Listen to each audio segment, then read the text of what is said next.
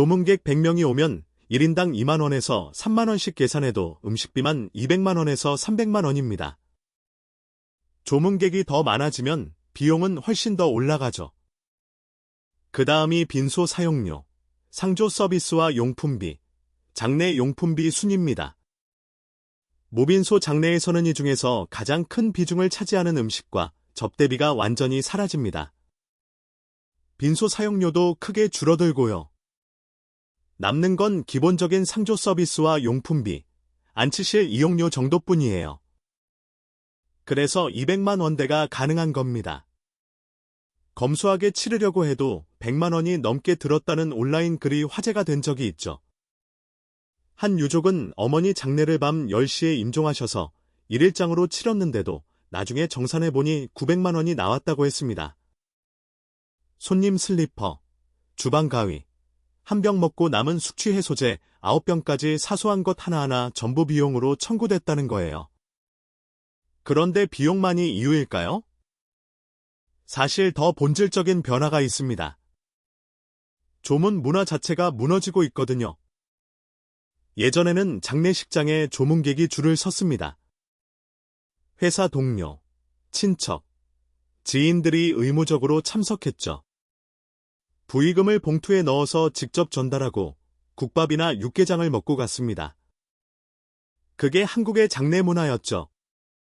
그런데 지금은 어떤가요? 장례업계 관계자들의 증언에 따르면 조문객 수가 현저히 감소했습니다. 빈소를 차려도 오는 사람이 없는 상황이 반복되고 있어요. 왜 이렇게 됐을까요? 첫 번째 이유는 핵가족화와 1인 가구의 폭증입니다. 2024년 기준의 1인 가구는 약 800만 가구로 전체 가구의 일본을 넘어섰습니다. 세 집 중 한 집 이상이 혼자 사는 거죠. 연령대별로 보면 더 충격적입니다. 70세 이상 고령층이 가장 많고 그 다음이 20대 후반 이하 젊은 층이에요. 고령의 독거노인과 젊은 1인 가구가 양쪽 끝에서 늘어나고 있는 겁니다. 조문을 받을 친인척과 지인이 물리적으로 줄어들 수밖에 없는 구조죠. 수도권의 한 대학교 사회학과 교수는 도시화와 개인화가 진행되면서 사회적 관계가 줄어들어 생겨나는 문화라고 분석했습니다. 조의금을 건네고 상부상조하기보다는 가족끼리 고인에게 집중할 수 있도록 추모 문화가 변화하고 있다는 겁니다. 두 번째는 조금 문화의 변화입니다. 과거에는 현금 봉투를 직접 가져다 드렸지만 이제는 계좌 이체로 대체되는 경우가 많아졌어요. 굳이 빈소에 나갈 필요가 줄어든 거죠. 세 번째는 코로나의 영향입니다. 팬데믹 기간 동안 가며 무료 때문에 조문을 자제하기 시작했는데 이 습관이 팬데믹이 끝난 뒤에도 계속 이어지고 있어요. 한번 조문을 안 가보니까 굳이 가야 하나 싶은 거죠. 온라인에는 무빈소 장례에 대한 찬성 의견이 쏟아지고 있습니다. 진작 이런 문화가 필요했다. 무빈소 1일장 지지한다. 이제 세상이 제대로 돌아가고 있다. 이런 반응들이에요. 실제로 무빈소를 경험한 유족들의 후기를 보면 대부분 만족감을 표현합니다. 한 50대 주부는 지난해 부친상을 무빈소로 치렀다고 했습니다. 평소 남에게 빚지는 것을 좋아하지 않으셨던 아버지의 뜻을 따랐다고요. 조금을 관리하고 조문객 금식을 신경 쓰는 시간을 줄이는 대신 식구들끼리 허식 없이 추모할 수 있어서 좋았다고 했어요. 또 다른 유족은 오랜 기간 요양원에 계시던 어머니를 보내면서 무빈소를 택했습니다. 경제적인 문제에서 훨씬 자유로웠다면서 비용은 그대로 나가는데 오는 사람도 없고 빈소에 가족만 덩그러니 있으면 무슨 의미가 있겠냐고 했죠. 장례를 직접 치러본 사람들은 다 안다고들 합니다. 돈도 돈이지만 잠도 못 자고 피곤한 가운데 조문객 맞이하고 절하고 진짜 발인 날에는 죽을 것 같다고요. 하지만 여기서 우리가 놓치지 말아야 할 게 있습니다. 장례를 직접 치러보신 분들은 아실 겁니다. 사랑하는 사람을 잃고 슬픔과 비통에 빠져 있을 때 조문객의 방문이 얼마나 큰 위로가 되는지를요. 고생 많으셨어요. 힘내세요. 한마디. 손을 잡아주는 따뜻한 악수 한 번, 함께 눈물 흘려주는 그 존재감 자체가 유가족에게는 버틸 수 있는 힘이 됩니다. 빈소는 단순히 조문객을 받는 공간이 아니었습니다. 고인을 추억하고 살아남은 사람들이 서로를 위로하며 당신 혼자가 아니다라는 메시지를 전하는 것이었죠. 한 장례 전문가는 이렇게 말했습니다. 빈소는 유가족의 슬픔을 사회적으로 표현하고 치유받는 공간이었습니다. 그 공간이 사라진다는 건 슬픔마저 개인화되고 고립된다는 의미일 수 있어요. 무빈소 장례가 경제적으로 합리적일 수는 있습니다. 하지만 우리가 잃어버린 것도 있습니다. 함께 슬퍼하고 함께 위로하는 공동체의 연대감, 그 따뜻함이 사라지고 있다는 게 안타깝습니다. 그런데 여기서 한 발짝 물러서 생각해 볼 필요가 있습니다. 이게 정말 자발적인 선택일까요? 표면적으로 보면 무빈소 장례는 유족의 자유로운 선택처럼 보입니다. 고인을 조용히 추모하고 싶다. 허의 허식을 피하고 싶다. 경제적 부담을 줄이고 싶다. 이런 이유들이죠. 하지만 경제학적 관점에서 보면 이건 순수한 자유 선택이 아니라 구조적 제약 속의 선택입니다. 1,000만 원대 지출은 가계에 큰 부담이에요. 특히 소득이나 주거의 압박이 큰 가정일수록 비용을 감당할 수 있느냐가 장례 방식 선택을 좌우하기도 합니다. 이미 주택비용, 자녀 양육비, 노후 자금으로 압박받고 있는 중산층 가정에게 1,000만 원대 장례 비용은 선택이 아니라 강제에 가까워요. 게다가 많은 사람들이 무빈소를 선택하면 조문 문화는 더욱 축소됩니다. 결과적으로 빈소를 차려도 조문객이 오지 않아 음식만 낭비되는 상황이 생기죠. 이건 다시 무빈소 선택을 강화하는 악순환 구조를 형성합니다. 공공 차원의 장례 지원 인프라 논의가 변화 속도를 따라가지 못했다는 지적도 있습니다. 일부에선 제도와 인프라가 변화의 속도를 충분히 흡수하지 못했다고 봅니다. 그래서 무빈소 장례를 개인의 취향만으로 보지 않고 비용 부담과 인구 구조 변화가 함께 만든 결과로 해석하는 시각도 있습니다. 자, 이제 이 이야기의 핵심으로 들어가 보겠습니다. 무빈소 장례가 확산되면서 장례식장 산업 전반이 흔들리고 있습니다. 이 흐름을 이해하려면 장례식장의 수익 구조부터 봐야 합니다. 장례식장 매출은 크게 빈소 사용료와 음식 접용으로 나뉩니다. 여기서 중요한 포인트는 많은 장례식장에서 음식과 접객 항목의 비중이 생각보다 크다는 점입니다. 특히 음식비는 수익의 큰 축이에요. 그런데 무빈소 장례가 늘어나면 어떤 일이 생길까요? 조문객이 줄고 식사 제공이 사라지면서 음식비 수익이 급감하거나 사실상 없어집니다. 결국 운영비를 감당하기가 어려워지고 현장 수익성은 직접적인 타격을 받을 수밖에 없습니다. 현장에선 중소 장례식장의 경영 부담이 커지고 있다는 이야기가 나옵니다. 지역에 따라선 실제로 운영을 접는 것도 거론됩니다. 조문객이 줄어들면서 식음료 부대 매출은 감소하는데 인건비와 시설 유지비 같은 고정비는 남아 빈소만으로는 버티기 어렵다는 목소리도 들립니다. 장례식장의 문을 닫으면 고용이 줄어듭니다. 장례식장뿐 아니라 식사 장례용품, 운국꽃 등 주변 서비스도 영향을 받습니다. 지역에서 발생하던 장례 수요가 외부나 대형 시설로 이동하면 지역 내 소비와 일자리도 함께 위축될 수 있습니다. 그리고 여기서 역설이 생깁니다. 한국은 빠르게 초고령 사회로 진입했고 사망자 수는 중장기적으로 증가 압력을 받습니다. 그런데 지역 장례 인프라가 약해지면 앞으로는 예약 적체 이동 부담 비용 상승 같은 형태로 장례 장사 시스템의 부담이 더 커질 가능성이 있습니다. 사망자 수는 계속 늘어나는데 조문 문화는 붕괴되고 있습니다. 장례식장은이 모순 속에서 수익성이 급락하는 위기를 맞이한 거죠. 문제는 여기서 끝나지 않습니다. 최근 몇 년 사이 가족이나 인수할 사람이 없는 사망이 빠르게 늘고 있어요. 매년 증가 추세입니다. 지자체 현장에서는 유족이 있어도 시신 인수를 거부하거나 회피하는 사례가 적지 않다는 이야기가 나옵니다. 장례 비용을 감당하기 어려워 시신 인수를 포기하는 경우도 있다고 해요. 결국 가족이 있어도 비용 때문에 시신을 인수하지 못하는 상황이 생기고 있는 겁니다. 이건 단순한 장례 문화의 변화가 아닙니다. 사회 안전망의 붕괴입니다. 또 하나의 위기가 다가오고 있습니다. 납골당 포화 위기예요.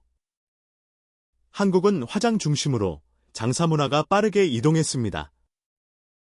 그만큼 봉안시설 수요가 집중되면서 일부 지역에선 공설봉안시설 여유가 줄고 있다는 지적도 나옵니다. 여기에 사용기간 만료에 따른 개장 수요까지 겹치면 관리 부담이 커질 수 있습니다.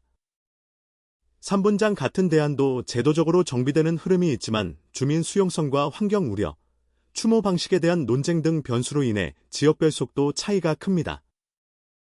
이쯤에서 모빈소 장례 현상을 경제학적으로 평가해 볼 필요가 있습니다. 신고형 제약 관점에서 보면 모빈소 장례는 제한된 예산 안에서 효용을 극대화하려는 합리적 선택입니다. 신고형 제약은 기본적으로 사람들이 자신의 선에 따라 예산 제약과 가격을 고려해 얻을 수 있는 효용을 최대화하는 선택을 한다고 보는 경제학의 관점입니다. 1,000만 원대 비용을 피하고 200만 원으로 기본 절차만 진행하는 건 한계 효용 극대화의 관점에서 충분히 타당하죠. 하지만 케인스주의 관점에서 보면 얘기가 달라집니다.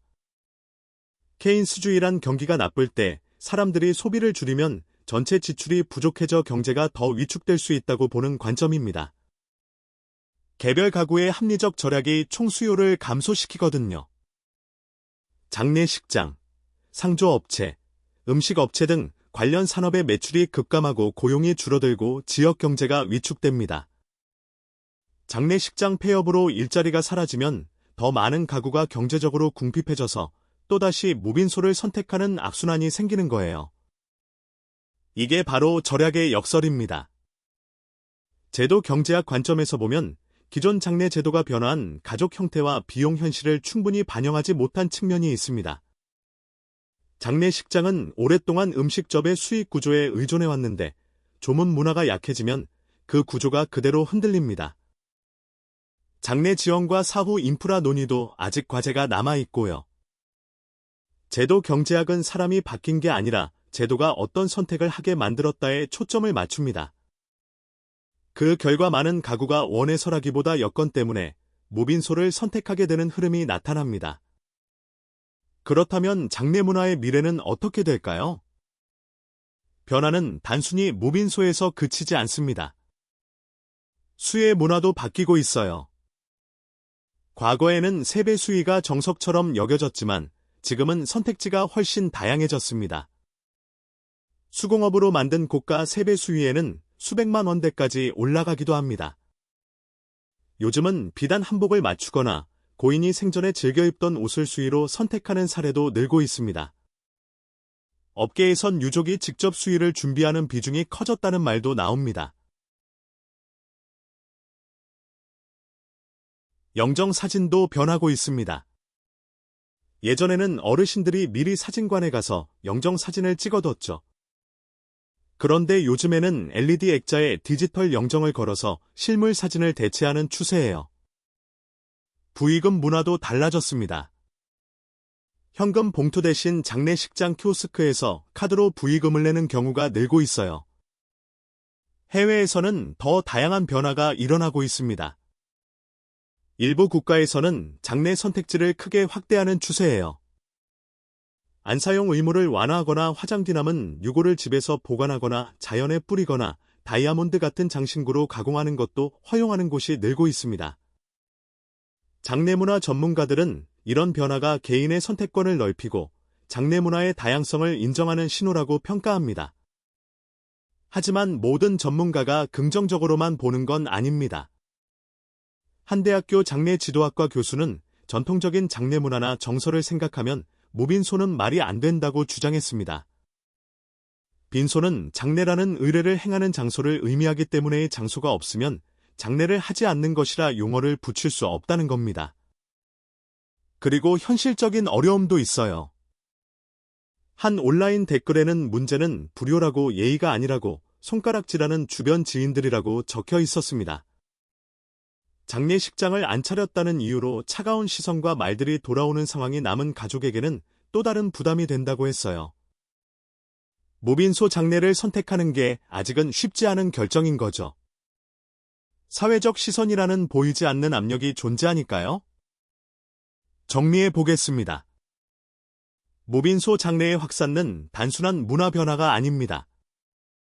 이건 세 가지 위기의 교점에서 발생하는 현상이에요. 첫째는 경제 위기입니다. 저성장, 고금리, 주거비 폭등으로 인한 가구 부담 극대화가 배경이에요. 둘째는 인구 위기입니다. 초고령 사회 진입, 무연고 사망자 급증 핵가족화와 1인 가구 확대로 조문 문화 자체가 무너지고 있어요. 셋째는 산업 위기입니다. 장례식장의 음식 의존 수익 구조가 붕괴되고 납골당은 포화되고 조문 문화는 완전히 변했습니다. 현재 추세가 계속되면 어떻게 될까요? 중소 장례식장의 경영 악화가 심각하게 우려됩니다. 고용 감소로 관련 산업 종사자들의 실직이 늘어날 거예요. 납골당 포화로 유골 처리에 어려움이 발생할 수 있고 사회적 지원 부재로 무연고, 사망자는 계속 증가할 겁니다. 모빈소 장례가 나쁘다는 게 아닙니다. 허의 허식을 줄이고 고인과의 마지막 시간에 집중하겠다는 선택은 존중받아야 해요. 문제는 그 선택이 진정한 자유의지에서 나왔는가? 아니면 구조적 강제에 떠밀린 결과인가 하는 점입니다. 언제부터인가 우리에게 죽음은 삶의 고귀한 마무리가 아니라 남겨진 이들에게 짐이 되지 말아야 할 숙제가 되어버린 듯합니다. 1인 가구의 급증은 단순히 혼자 사는 사람이 늘었다는 통계를 넘어 생의 마지막 순간을 함께 지켜줄 온기마저 희박해지고 있음을 의미합니다. 사회적 고립과 경제적 결핍이 교차하는 지점에서 많은 이들이 내 죽음이 누군가의 가계부 아래 무거운 짐으로 얹히지 않기를 간절히 바랍니다. 그래서 선택하는 모빈소 장례와 조용한 마지막은 어쩌면 합리적인 선택이기 이전에 세상의 미안함을 전하며 조용히 뒷모습을 감추려는 고독한 배려일지도 모릅니다. 부기는 곡소리도 화려한 화환도 없이 정만이 감도는 안치실 앞에서 우리는 묻게 됩니다. 우리는 충분히 사랑받고 떠나고 있는가? 아니면 그저 조용히 처리되고 있는가? 모빈소 장례 확산은 어쩌면 대한민국이라는 사회가 어디로 향하고 있는지를 보여주는 거울 수 있습니다. 고인을 보내는 마지막 길마저 비용 계산기를 두드려야 하는 현실. 그리고 그 비용을 감당하지 못해 가족의 시신조차 인수하지 못하는 사람들이 늘어나는 현실. 이건 장례 문화의 문제가 아닙니다. 우리 사회 전체의 문제예요. 마지막으로 온라인에 올라온 한 댓글을 소개하며 마무리하겠습니다. 작년에 엄마가 돌아가셨을 때 빈소 없이 다음날 바로 화장으로 보내드렸습니다. 당신 생전에도 비싸게 돈 치를까봐 걱정하다 돌아가셨는데 어차피 부를 손님도 없었고 일가친척도 몇 명 안 돼서 그냥 그렇게 치렀습니다. 이게 지금 대한민국의 민낯집입니다.